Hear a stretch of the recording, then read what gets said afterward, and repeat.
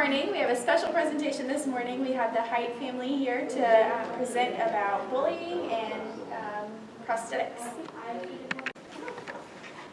Hi guys. Hi. This is Cameron. Can you tell them how old you are? 6. So we have a nonprofit called Different Heroes, and we wanted to come and talk to you guys today because Cameron was born with a limb difference. Does anybody know what that is? You know what it is? What is it? It's like when you have like a disease or something, you cut your arm off and you get a prosthetic arm or a leg. That is true. Yeah, you could lose an arm or leg, or you could also be born that way. So in his case, he was born with all of his fingers fused together. That means when he was born, he couldn't spread any of his fingers apart, and a lot of them were amputated before he was ever born. So he's had to learn to adapt. So things that you would do with 10 fingers, he does with just a few. And so we started making 3D printed prosthetics whenever he was about 3 years old. Now, I want to tell you a little bit, it's kind of a story about somebody that they struggled really hard. They kind of, imagine if you came into school one day and you had no friends and you sat at a table alone and people, they stared at you because you had a difference. Everybody has a difference. Everybody's different. We have different color hair, different color eyes. We learn from very young that, some of us are born taller and shorter and without limbs. Some people have wheelchairs. There's all kinds of differences. But this particular person had a difference that was visible, like someone who would be in a wheelchair or who had a limb difference, and had a very hard time, I'd say a very hard time with just dealing with everyday life. And I want you to kind of put yourself in someone else's shoes and imagine if you came into school one day and you had nobody to eat with or to talk to. It makes you feel pretty sad, right? So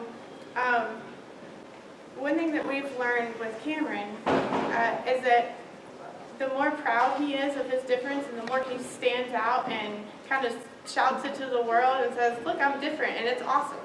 It's fun to be different.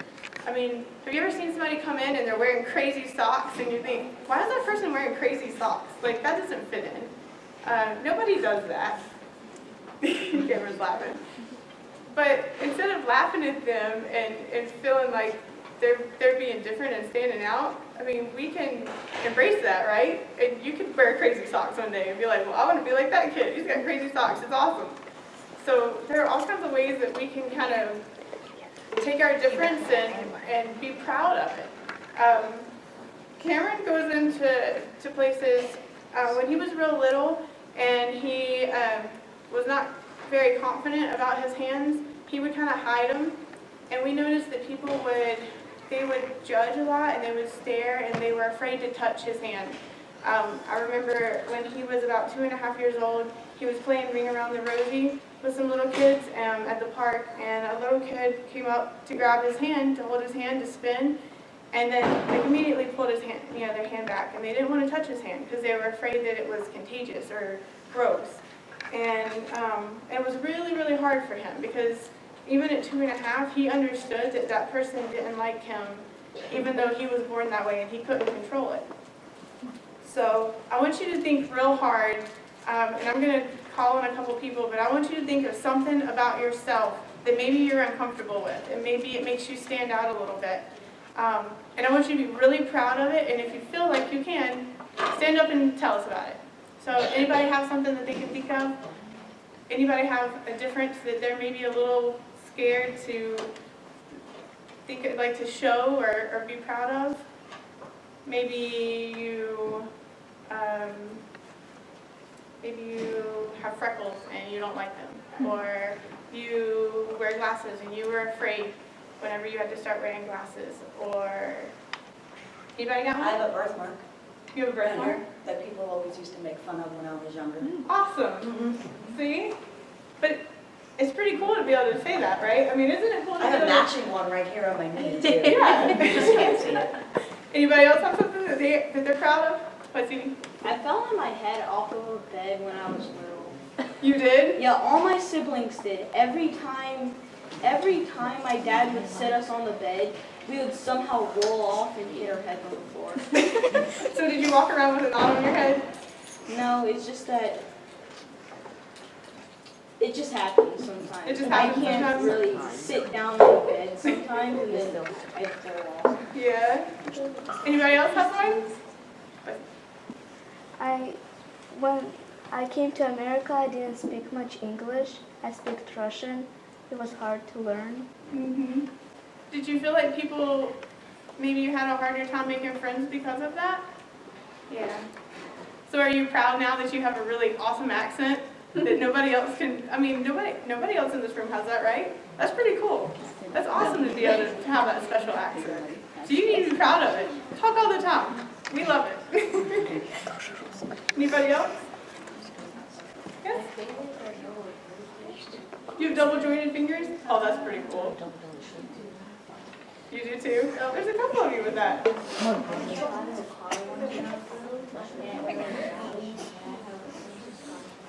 You have a bunch of scars from it? So does it ever make you feel kind of self-conscious about it? Like, do you ever worry about it? So I want to tell you what Cameron tells people about his scars. Can you tell them? You want to tell them what? Tell them your stories. What do you tell people when they ask you why you don't have fingers? He tells them a shark ate them. I mean, it's a pretty, whenever somebody tells you that a shark ate your fingers, they're like, what? And you lived? And he's like, yeah, I'm here. It was pretty cool. He's had some other stories too, like a blender. He tells people he stuck his hand in a blender. And what's another one? Oh yeah, he tells people he was under the sewers like the Ninja Turtles, and he stuck his hand up a car and just took them off. So I mean, he has all kinds of stories he tells people, and I mean it makes people laugh. But before he was able to be really, excuse me, before he was able to be really proud of his hands, he did struggle a little bit, and so we got into the 3D printing because we wanted to give him something to be, to kind of make his difference stand out in a positive way. So what I want you to do is think about all of your differences and how you can be super proud of your difference. And while you think about that, I'm going to show you, so we make these hands. This is one of Cameron's hands right here. This is a 3D printed prosthetic. So that means all of these parts are made with a printer, and it spits out tiny, tiny, tiny 0.03 millimeter fragments at a time and lines over and over, and builds this from a plate up. Unlike like a wood grinder where you would grind something out and make something, a doorknob, a wooden doorknob, and it shaves it away, this builds it up. So it is about 576 layers of plastic. So it takes hours. This hand right here took about 18 and a half hours just to print all these little parts, and then we assemble them. So all the parts are printed like this. These are the fingertips, and then you have knuckle joints, you have the palm, and this is a gauntlet, so this goes around your wrist. So what's really cool about this hand is whenever Cameron goes out in public, instead of going to shake a hand with his little hand and people getting confused and grossed out or scared or whatever, he wears one of these. And all the kids are like, wow, that is so cool. Where did you get one of those? And you can pass it around, sure. And so whenever he sees them, with his hand, they're like, where do you get it? That's so awesome. That's so cool. And Cameron will go, well, you have to have a little hand. Like you don't have a little hand, so there's no point in you wearing this prosthetic. So it just really brings a positive, and then we're able to talk about why he wears that. And so we're able to bring awareness, and hopefully you guys can see. Cameron, we usually walk around and show you. Do you want to show him your little hand? You want to show him? You want to take your hand off, or you want to give him fist bumps? You don't know? Up to you. Totally up to you. But you don't have to if you don't want to. But we have, this is a picture up here, I don't know if you can see it, but that kind of shows he doesn't have a thumb.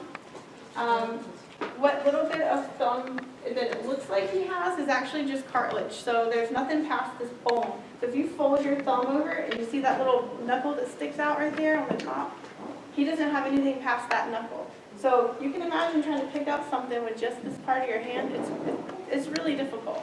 It is possible, you can hold paper and sometimes you can hold like a pencil in there, but anything larger than a pencil, it's really difficult to get any type of pinch right there. So with these hands, they're actually functional. Thank you, buddy. They're actually functional. So when he bends his wrist, it closes his hand up. So this hand actually functions. He's able to grasp like a cup. So if he's got a cup in one hand and he can't quite grasp it with this other hand, then he can with this. So I'm actually have a few of these I'm going to pass around. Where the other one goes down? That way? All right. You want to pass this kind of back here, or this one? There you go. So you can kind of see that. This one right here is an arm. So Cameron has a wrist. So he is able, with his wrist, to move that hand. When he pushes his palm against the bar, it closes that hand. If you didn't have a wrist, you wouldn't be able to use one of those hands, right? So children that are born with their arm or their wrist, it's called a below elbow amputation. So anything from the elbow down, if they don't have that and they do have an elbow, then they can use one of these. This is an arm that we make. So this works the same way as the hand, except when they bend their elbow, it closes up the hand. So you're welcome to try that as well. And you just bend here and you can see how it closes. You can see how all the cords right here, the cords run down from the finger through the hand, up through this, and into this. So when this pulls, it pulls those fingers closed. And whenever it opens back up, the fingers pop back open with the rubber band. We have some parts here too. So, you know how I told you to think about a way that you can be really proud of your difference? Cameron invented something for his difference. So, this right here, what do you call it, Cam? How much call it? You gotta say it louder. Invention Tool 6000. Invention Tool 6000. Okay, guys, this is serious right here. This little tool right here, I've been trying to work with him on 3D designing. So like we actually go to, it's a free website called Tinkercad. And on Tinkercad, as long as your parents are okay with it, you can go on there and you can build things. You can create your own inventions.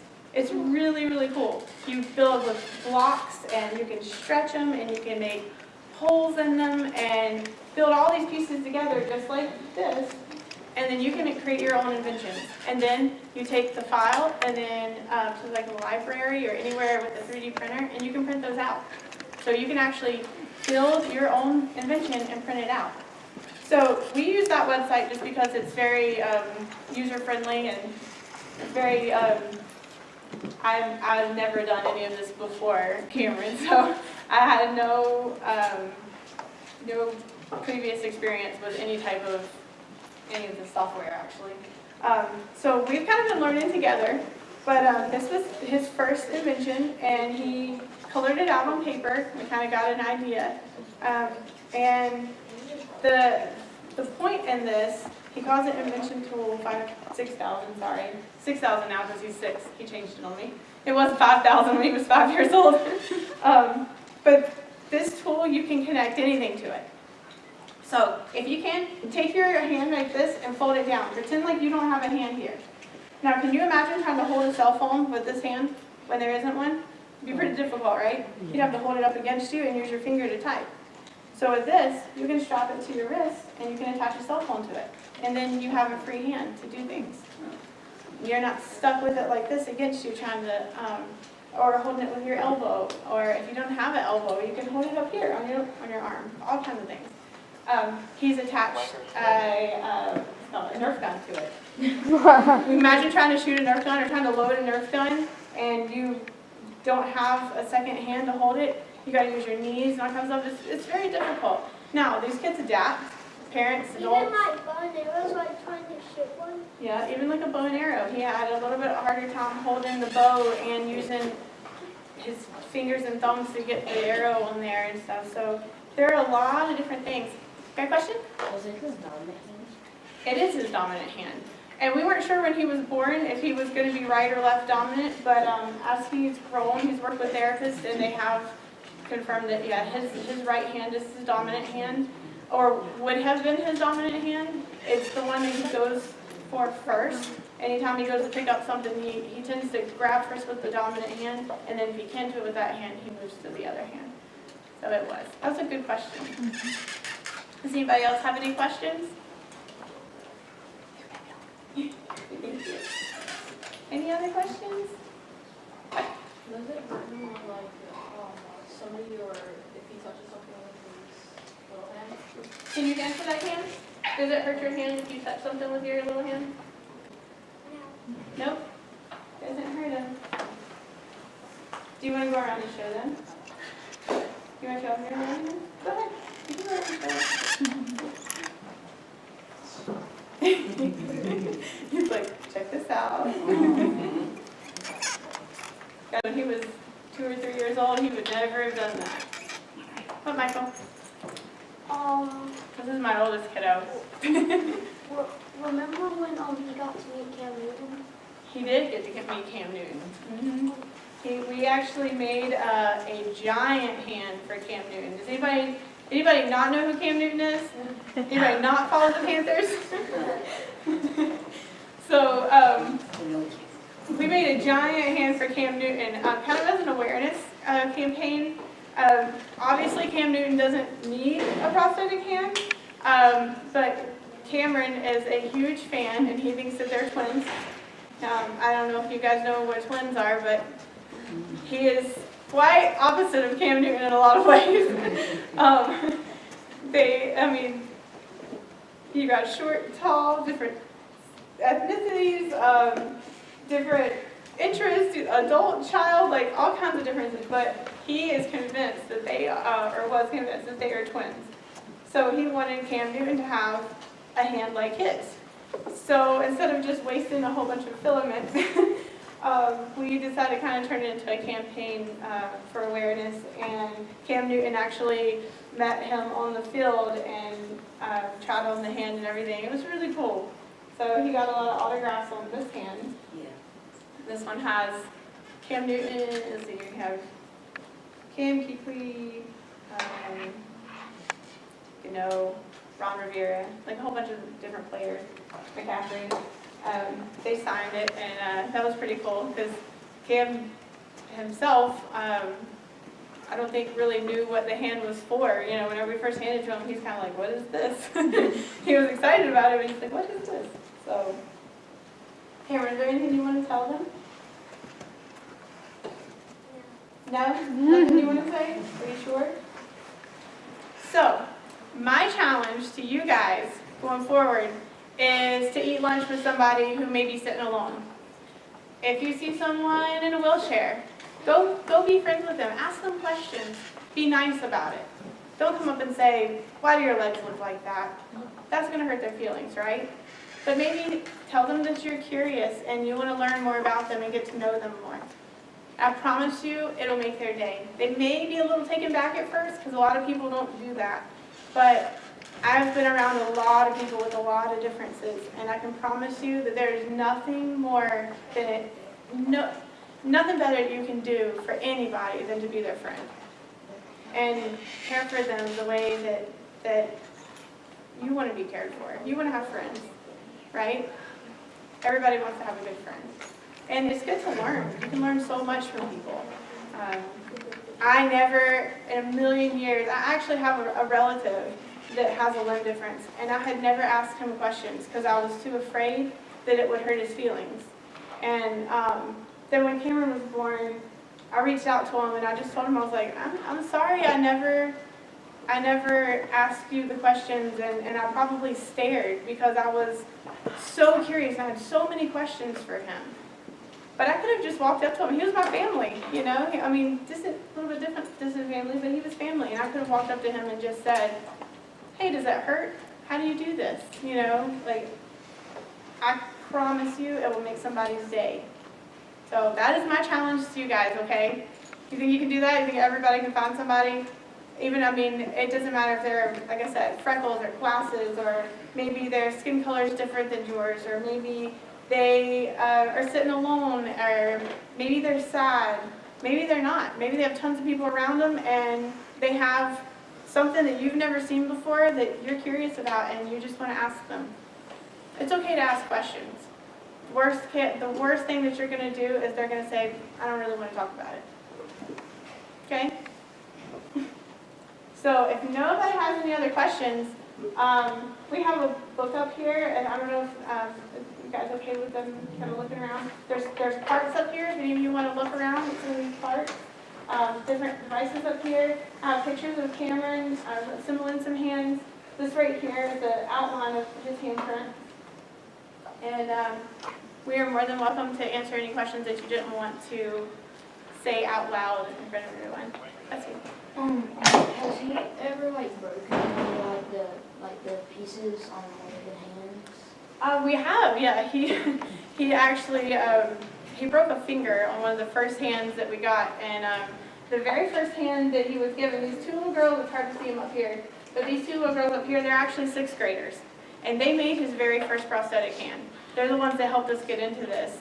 They had a teacher that helped them along the way, but they were, he's actually my partner with Different Heroes now, and he was a huge mentor to them and has taught them how to 3D print, and those two girls in 6th grade managed to build a networking system to get volunteers across the entire world. I'm not talking about the U.S., I'm talking about the entire world, all different countries, schools, businesses, offices for different doctors, and just all kinds of people, all kinds of volunteers all over. They challenged everyone really to take the files that they put together and to print a hand and all the parts, put it all together, and then ship it to them. And then you know what they did with those hands? They boxed them up and then they sent them to kids with limb differences for free, so that these kids can have a device that doesn't cost their parents an arm and a leg. See what I did there? Doesn't cost them an arm and a leg. Yeah, I know that was really bad. But they were 6th grade. How old are you guys? 6th grade? 13. Yeah, so they made you guys. And they together were able to get, I think they had, last I checked, a little over 1,100 volunteers signed up from all over the world. So it's a pretty cool thing. Thousands and thousands and thousands of hands come in, and we've been able to box them, and we take them to camps for kids with limb differences, and some of them have 2 hands, and they just want to have one of these because they just look cool, and we give them to them because we just want something that's going to brighten their day and make them proud of who they are. So. How often do you have to make a new one based on him growing? He started off with scaled at 110%, and he's now up to 115%. I'm trying to, so his very first hand was, I have one that's about that size. The palm was a little bit bigger than this. This is scaled at 100%, Okay. and then this one is scaled at 115%. So you can see there's not a whole lot of difference. So yeah, we've really about 2 to 3 sizes, because I don't scale up 1% at a time. I usually It's like scale buying shoes. Exactly. Yep, I scale up about 2 to 3% at a time. So he's learned how to fire a 3D printer. So you got one at home? We do. We had one donated. It's an older one. It's a workhorse. It runs, it does its job, so we're not complaining. But yeah, he at 3.5, 4 years old was firing up the printer, the computer, pulling the files, scaling them. he learned percentages, and he's learned about different types of plastic and recycled plastic, all kinds of things. I mean, there's just so much, guys, so much you can learn, so much you can do. You can be anything you want to be. And we call ourselves different heroes because everybody can be a hero. Everybody can be a hero. You have it in you to be a hero. You don't have to have a superpower where you can stop a train going 500 miles an hour. That's not realistic. But realistic is like these two girls challenging the whole world to get involved in a project to help people all over the world. And they did it. They were successful. Has the organization gone past hands? Do they do other prosthetics, or right now they're all just with hands and arms? So we do a few different things. Okay. One of the things we do is the prosthetic hands and arms. We have not gotten into legs. There are some files out there that are being worked on, but none of them have been cleared medically. There's just a lot of liability with a leg. Yeah, there's a lot of liability. But we do other things. We do bike adapters. We do things like this. The Imagination Tool 6000. Or get corrected again. We do all kinds of things like with the 3D printing. But that's just one part of what we do. The other things that we do are we're raising awareness, obviously. And then we also fundraise for limb difference camps. So there's a camp called Hands to Love in Florida that was a huge, it'll make me cry to talk about it, but they've completely changed my outlook as a parent, and his outlook as, a child living with limb difference. Whenever you go to Hands to Love camp, that we all have 10 fingers and toes in this room, except for this little guy. But we all have that, and whenever we go to camp, I'm the one that's different because I'm the one that has all my limbs and everybody else running around doesn't, and I'm just like, this is so cool. So a really good example of that, we had a friend from his camp that went, and the parents didn't tell him he was going to a limb difference camp. So when he got there, he was all kind of this whatever and shy and hiding his arm. And then a kid walked by with a plate, and they had the plate balanced on their little nub, on their arm. And he didn't really think too much of it, and the kid sits down, and he looked over and he's like, hey, you got an arm kind of like mine, And the kid's like, yeah, this is hand camp. Like, like what do you. So he learned real fast that, there he was like everyone in some way. So it's just a really great camp. They have a lot of people come up there for their volunteers. They're like OT therapists, occupational and physical therapists actually. And they have like different doctors that work with specifically with prosthetics, like medical grade prosthetics. All kinds of things, but it's just networking. It's we learn about different doctors, who's doing what new research is out. The kids get to play, they get to learn to adapt. I got to see a girl with no arms at all, shoot a bow and arrow. Yeah, sounds crazy, right? But she used her feet, and we were able to adapt an area for her. And her mouth, you're right. She, one of his good friends, Brianna, she won the, I'm not going to mess this up. It's not Miss America, but it's the equivalent for Florida, for the teen division.